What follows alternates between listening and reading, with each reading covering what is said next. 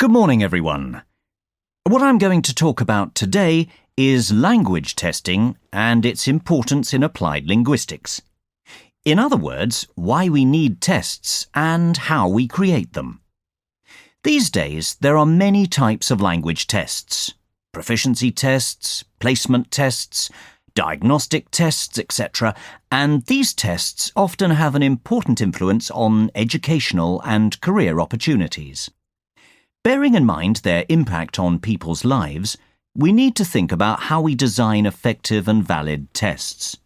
What I mean is, it's really important to be objective and to make sure that the test is valid. This involves ethics. However, we'll look at ethics in more detail later on, another time. So, also in later lectures, we'll analyse some well-known commercial proficiency tests. Today, however, we will deal with the general importance of language testing as well as the question of validity. We'll look at how a test blueprint, also known as a specification, can improve the testing process. And we'll also look at the concept of backwash and why and how test specifications are used. As we've seen in an earlier session, language testing is important because it can be thought of as both having an influence on applied linguistics and being influenced by applied linguistics. As we know, developments in applied linguistics often inform language testing. In addition, testing has a direct impact on teaching in some contexts. The relationship is reciprocal. Now, another term for the relationship between testing and teaching is backwash. Indeed, as well as the positive influence of test backwash on teaching, we need to think about the possibility of negative backwash. In other words, we need to be sure that teaching is based on students' needs, not just on the tests they will take. In some cases, teaching to tests can cause serious problems if the tests are not targeted at the appropriate language ability.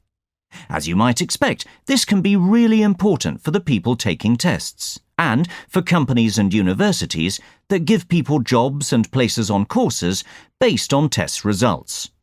Whether you're designing an answer booklet, writing a set of multiple-choice questions, or planning a revision class, it's useful to learn more about the testing process. Now, an important concept in language testing is the notion of validity. What do I mean by validity? Well, to help you understand this idea clearly, can you look for a moment at the leaflet I've given you from Longbridge Examination Board? As you can see, the test creation process involves several stages before a finished and trustworthy assessment is produced. Looking at it another way, when the examination board pilots or tries out a test and revises questions or test items, it is actually trying to improve the validity of test scores. In fact, a great deal of time is spent on construct validity. In linguistic terms, we can define construct validity as the extent to which test scores accurately represent language skills or abilities. Let's look at an example of this. Say Longbridge Examination Board has developed a new test of academic writing. The test is used by universities to decide which students to offer places to. At the test piloting stage, it is discovered that one of the test items has been badly written. It actually tests mathematics rather than academic writing. As a result, the item is revised to focus on writing skills. The difference between the two versions of the test is that the second has higher validity. It is a more trustworthy measure. Why is validity so important? Well, the point is that if an examination board makes a test which is not a valid measure of language ability, then the test scores can't be relied on. 10 out of 10 doesn't really mean a high language level if the questions don't measure what they say they measure. But people believe numbers, even if they are not arrived at in a valid way. This is why piloting a test or assessment is so important. Good examination boards or schools often employ external examiners to help with this. In this way, problems can be sorted out before the test is used. Now, let's see. Oh dear, I see we're running short of time. But perhaps I should just say something about test specifications. 3 main arguments exist for using a test spec. Argument 1 supports construct validity. This argument suggests that a test construct validity can be improved by using a blueprint. This blueprint, known as a test specification, can be divided into different sections.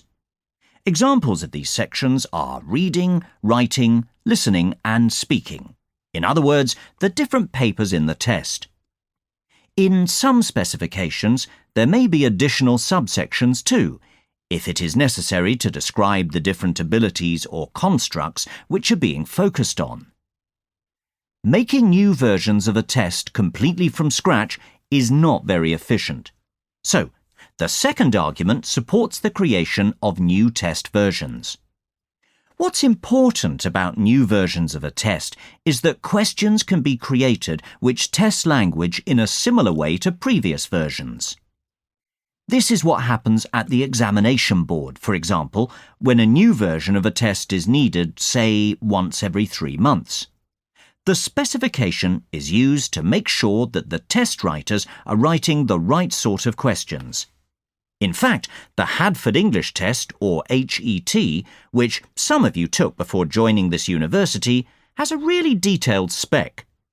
Consequently, new versions can be made quickly and consistently. Lastly, there is test evaluation.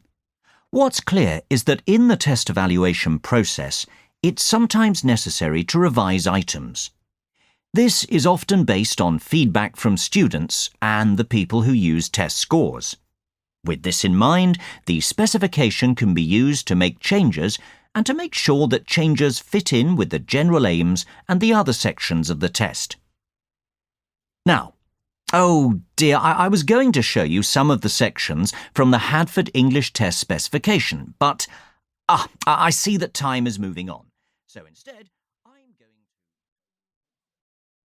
I'm going to give a brief review of today's lecture and introduce some more key research into language testing that you'll need to think about. In other words, some other texts you should look at in the library.